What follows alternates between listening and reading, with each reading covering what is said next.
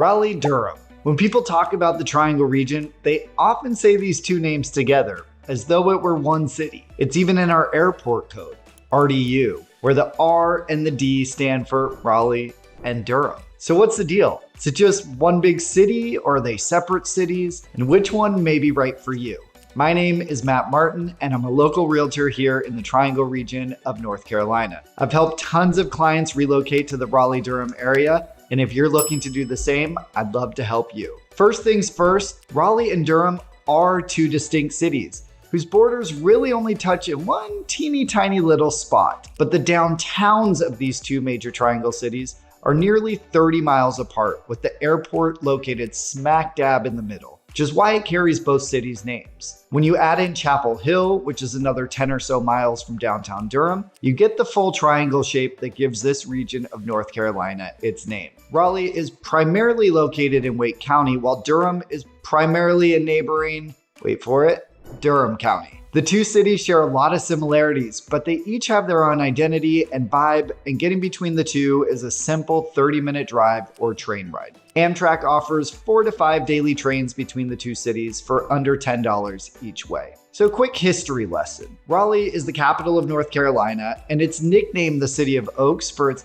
endless canopy of oak trees. Raleigh was established as the state capital all the way back in 1792 because they say it was near the geographical center of the state. Now, if I look at a map, I don't really understand how Raleigh is considered the geographical center, considering it's 325 miles to the southwestern border of the state and only 130 miles to the southeastern border. But hey, that's the history, and I'm sticking to it. As the capital, Raleigh life was and continues to be centered around politics, with the Capitol building right in the heart of downtown and the governor's mansion just a few blocks away. On the other hand, Durham traces its roots to the early 19th century when it was founded as a railroad depot. After the Civil War, it grew into a prosperous center for tobacco manufacturing, namely with Bull Durham tobacco, which gave rise to the city's nickname, the Bull City. And while tobacco manufacturing is no longer a part of Durham's economy, its history is preserved in places like the historic American Tobacco campus and lends to the more industrial feel of downtown Durham. Population-wise, Raleigh is a much larger city, and it's actually the second largest city in North Carolina after Charlotte, with a population inching towards 500,000. Durham, by comparison, has a population just shy of 300,000, which makes it the fourth largest city in North Carolina. So on the housing front, what can you get for your money in each of the cities?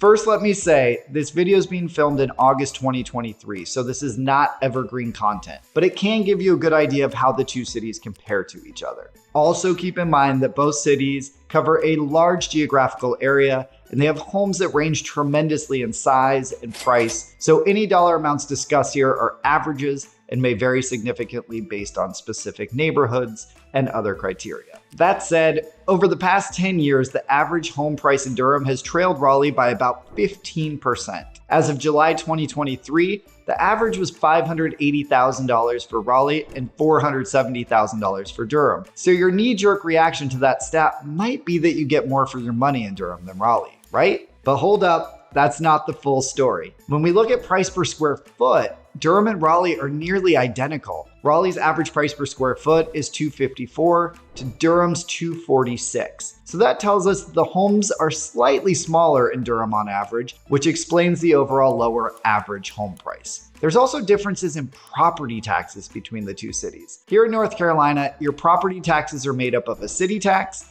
and a county tax. As of 2023 in Durham, the county rate is 72 cents for every $100 of assessed property value. And the city rate is about 56 cents for a combined total of about $1.28. That means if you have an assessed property value of $500,000, your annual tax bill will be about $6,400. And if you think that's low, wait for Raleigh. The Wake County rate is just 62 cents and the city rate is just 39 cents for a combined total of $1.10. So that same $500,000 home in Raleigh would have annual property taxes of just over $5,500, or about $900 cheaper than Durham. Now, to complicate matters, there are some Raleigh addresses in Durham County, some Durham addresses in Wake County, some Durham addresses in Orange County, and then there's even some areas that may have a Durham or Raleigh address but are technically outside the city limits and therefore only pay the county taxes. So what about jobs? The economic powerhouse of the Triangle region is the Research Triangle Park, or RTP for short, which is located between the cities of Durham and Raleigh. And while it's technically in Wake County, RTP is an unincorporated territory that is neither part of Raleigh nor Durham, though geographically it is closer to downtown Durham. This 7,000-acre business park is one of the preeminent research parks in the US and home to nearly 300 companies, mostly focusing on tech and life sciences, and includes titans like IBM, GSK, and Cisco.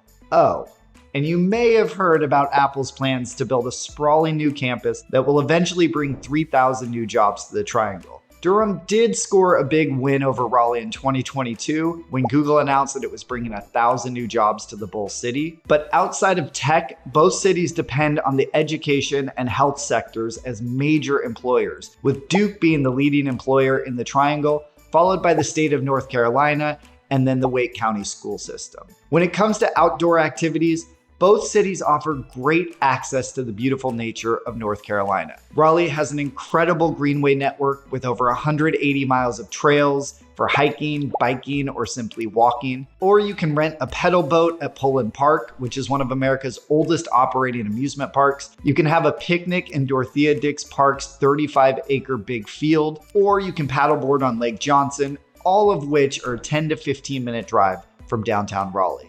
Durham prides itself on its natural beauty, and the Eno River State Park is a highlight for those seeking hiking trails, fishing spots, and peaceful natural surroundings. Durham also has Duke Garden and Duke Forest and the 22-mile American Tobacco Trail, which was built on the site of an old railway, but is now used for hiking and biking and even some horseback riding. And while both cities give you great access to the outdoors, Raleigh is a bit further east, so it's about 20 minutes closer to the nearest beaches, while Durham is about 20 minutes closer to the mountains. When it comes to education, both Raleigh and Durham shine bright. In fact, both cities were recently included among the top 10 most educated cities in the country, and it's no surprise given the quantity and caliber of the universities here. Durham is home to Duke University, which is one of the highest rated private universities in the country, and to Duke Med, which is one of the top 10 medical schools in the country. Raleigh, on the other hand, is home to 8 universities and colleges, the most prestigious of which is NC State, which ranks in the top 1% of universities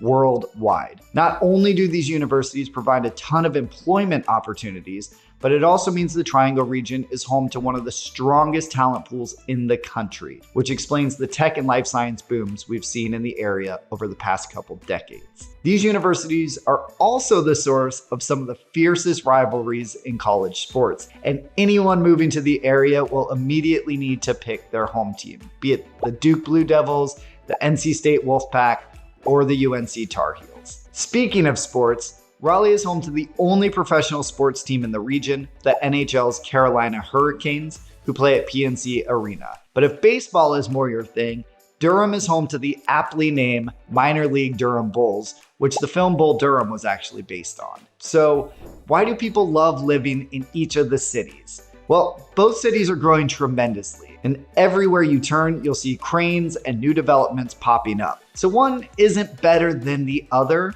but there are definite differences that may make one a better fit for you. While I love visiting Durham, one of my favorite restaurants is downtown, I personally like living in Raleigh for a few reasons.